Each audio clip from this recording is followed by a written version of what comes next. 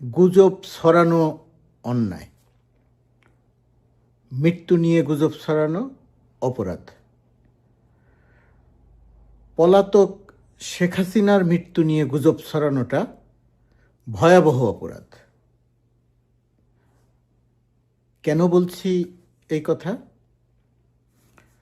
আগের দুটি গুজব এবং মৃত্যু নিয়ে গুজব নিয়ে কথা বলবো না, কথা বলবো বাংলাদেশ থেকে বিতাড়িত পালিয়ে যাওয়া শেখ হাসিনা। তিনি ভারতের দিল্লিতে অবস্থান করছেন। আজকের সারাদিন সারা রাত সামাজিক যোগাযোগ মাধ্যমে হইচই চলল যে তিনি মারা গেছেন, শেখ হাসিনা মারা গেছেন, পলাতক শেখ হাসিনা মারা গেছেন।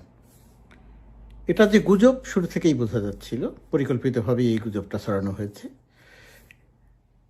গুজব নিয়ে মৃত্যু নিয়ে গুজব ছড়ানোটা অপরাধ বললাম, আর হাসিনার মৃত্যুর গুজব ছড়ানোটা অপরাধ বললাম। অপরাধটা সবচেয়ে ভয়াবহ অপরাধ বললাম।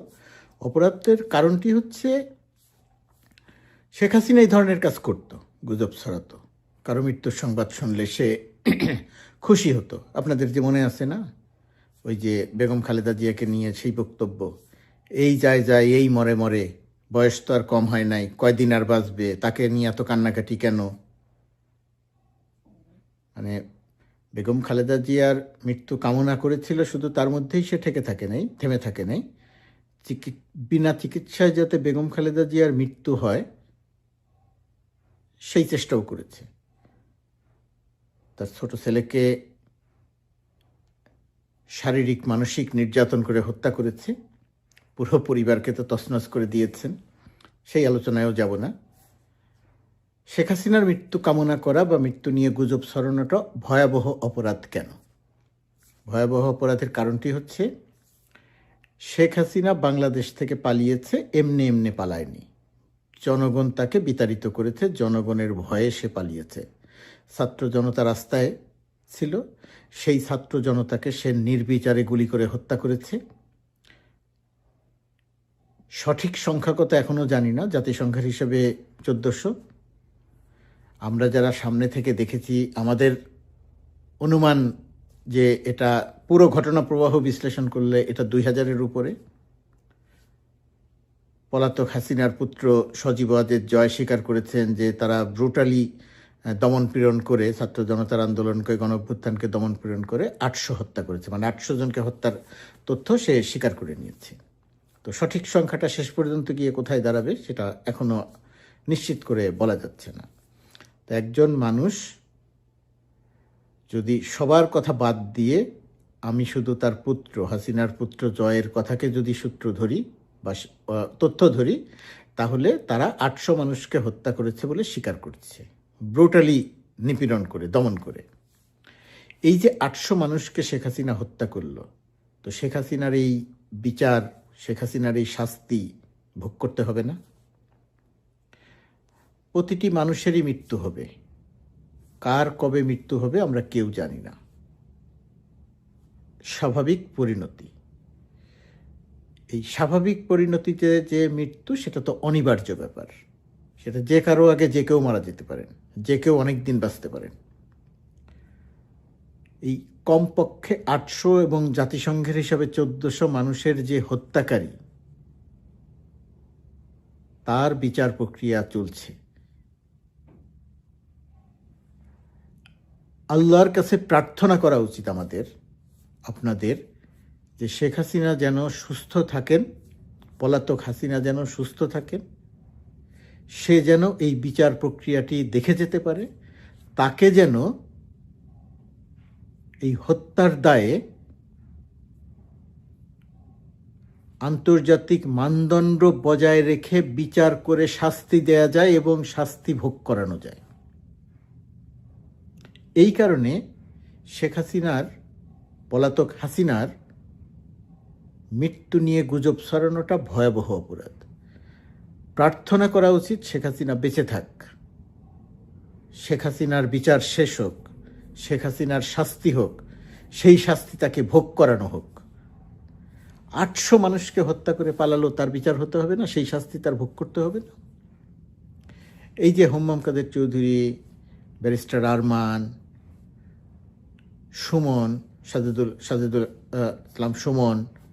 ইসলাম সুমন, এই যে শত শত মানুষকে দেশে গুম করলো, কাউকে 8 বছর, কাউকে মাইকেল চাকমা, কাউকে 5 বছর সে আটকে রাখলো, পুরো জীবনটা ধ্বংস করে দিল। তো এই গুমের বিচার হতে হবে না? এই গুমের বিচার শেখ হাসিনাকে দেখতে হবে না? অবশ্যই এই গুমের বিচার শেখ হাসিনাকে দেখতে হবে। শেখ হাসিনার এই শাস্তি ভোগ করতে হবে। এই কারণেই শেখ হাসিনার বিষয়ে প্রার্থনা হওয়া উচিত, সে বেঁচে থাক, সুস্থভাবে বেঁচে থাক, তার বিচার হোক, শাস্তি হোক, সে শাস্তি ভোগ করুক, তার শাস্তিটা তাকে ভোগ করানো হোক। সে যদি কোনোদিন আর দেশে নাও ফিরবে তো না বটেই, তাকে যদি দেশে ফিরিয়ে আনা নাও যায়, সে যেখানেই থাকুক, তার যে শাস্তি হবে ওই শাস্তি তাকে মানসিক যন্ত্রণা দিবে। সে আর ওই ঘর থেকে বের হতে পারবে না কোনোদিন। শাস্তিপ্রাপ্ত অপরাধী, কারণ 500-600 মানুষকে হাসিনা অন্ধ করে দিয়ে গেছে। এই অন্ধরা চোখে দেখবেন না, কিন্তু কানে তো শুনবেন যে তাদেরকে যে অন্ধ করে দিয়ে গেছে তার বিচার হয়েছে। গণঅভ্যুত্থানের পরিপ্রেক্ষিতে যে সরকার, সেই সরকার তার বিচার নিশ্চিত করেছে, তার বিচার প্রক্রিয়া চলছে, পরবর্তী সরকার এসে সেই বিচার প্রক্রিয়াটি ধারাবাহিকভাবে চালিয়ে নেবে। তো এই অন্ধদের কান পর্যন্ত তো পৌঁছাতে হবে যে তাদেরকে যে হত্যা করেছে, তাদেরকে যে অন্ধ করেছে, তাদের বিচার হলো। পঙ্গু হাসপাতালে এখনও যারা শুয়ে আছেন, যারা পা হারিয়েছেন, কেউ হাত হারিয়েছেন, কেউ চিরতরে পঙ্গু হয়ে গেছেন, কৃত্রিম পা লাগিয়ে ঘুরছেন, কৃত্রিম হাত লাগিয়ে ঘুরছেন, কোনোদিন আর স্বাভাবিক জীবনযাপনে ফিরতে পারবেন না। শেখ হাসিনা তাদেরকে গুলি করে, পুলিশ দিয়ে পিটিয়ে এইভাবে রক্তাক্ত করেছে, আহত করেছে, ক্ষতবিক্ষত করেছে, অন্ধ করেছে, হত্যা করেছে। তো এই পঙ্গু হাসপাতালের ওই যোদ্ধা যারা পা হারিয়েছেন, তারা দেখবেন না যে হাসিনার বিচার হলো, শাস্তি হলো, সেই শাস্তিকে ভোগ করলো? সেই কারণেই বলছি যে খুব স্বাভাবিক মৃত্যু, স্বাভাবিক পরিণতি, কিন্তু হাসিনার মৃত্যু স্বাভাবিক পরিণতিতে হওয়া উচিত নয়। যেহেতু হাসিনা মানবতা বিরোধী অপরাধ করেছে, জনগণ তাকে দেশ থেকে বিতাড়িত করেছে, দেশ থেকে সে পালিয়ে গেছে, পালিয়ে যেতে না পারলে ভালো হতো, কিন্তু দেশ থেকে সে পালিয়ে গেছে। সেই পালিয়ে যাওয়া মানুষটির বিচার নিশ্চিত করতে হবে, শাস্তি নিশ্চিত করতে হবে। দেশে ফিরিয়ে আনা যদি নাও যায়, তবুও তার শাস্তি সে ভোগ করবে, দূর থেকে ভোগ করবে। হাসিনা যাদেরকে দিয়ে মানুষ গুম করিয়েছে, হাসিনা যাদেরকে দিয়ে মানুষ খুন করিয়েছে, হাসিনা যাদেরকে দিয়ে মানুষকে অন্ধ করিয়েছে, হাসিনা যাদেরকে দিয়ে মানুষকে পঙ্গু করেছে, শত শত হাজার হাজার যাদেরকে দিয়ে হাসিনা গুম করিয়েছে, তাদের সবার বিচার এই বাংলার মাটিতে নিশ্চিত করতে হবে। এই কারণেই হাসিনা সহ যারা এই মানবতা বিরোধী অপরাধের সঙ্গে সংশ্লিষ্ট, তাদের বিচারের দাবিটি জোরালো করতে হবে এবং প্রার্থনা করতে হবে যে তারা সবাই বেঁচে থাকুক, সুস্থ থাকুক, সুস্থভাবে বেঁচে থাকুক, এবং তাদের বিচার হোক এবং শাস্তি নিশ্চিত করা হোক। মৃত্যুর গুজব ছড়িয়ে হাসিনার পর্যায়ে নিজেকে নামাবেন না, বিনীতভাবে আপনাদের কাছে অনুরোধ।